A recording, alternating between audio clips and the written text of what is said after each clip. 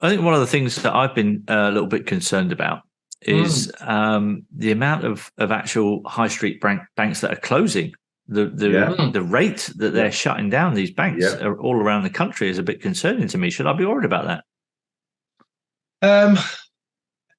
I think, look, as far as for ourselves, we don't trust banks with our finances.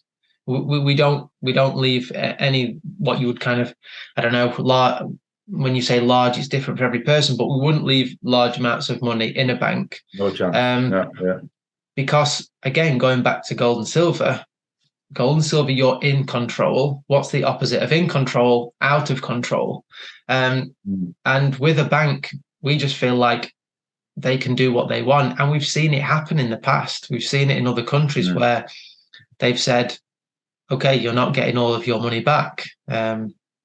So I think that's one of the big things that's concerned me. I think what happened in Greece, I think it was one of the Greece and places and Cyprus, but also the really high profile one recently was the Canadian truckers. Who had their bank accounts frozen. And I was like, whoa, wow, what's going on here? It's woke up a lot of people, which is good in that sense. Yeah, I mean, it's definitely that was definitely a story that made me start to kind of question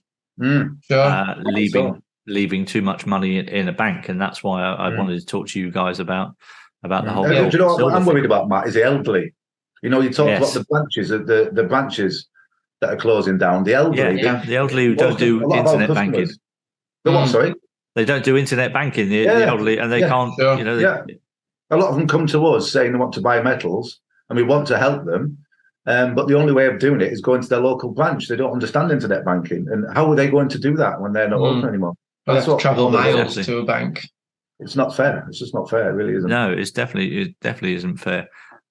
And I think the whole, branches getting closed left, right, and centre every year. It just seems like every few months you go, and there's another 40 branches of that going. You're thinking, well, hang on a minute, what's going on here? So I've lost a little bit of confidence in banking.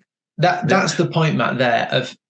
And I think this is where people choose their path. Is you see banks closing, and you either ignore it, or it doesn't impact you or mean anything, or you say, let me look into that. What does that mean? And you start asking questions. And that's where the journey starts. And once you start pulling on that bit of thread, you kind of go down the rabbit hole, and it's hard to come back sometimes.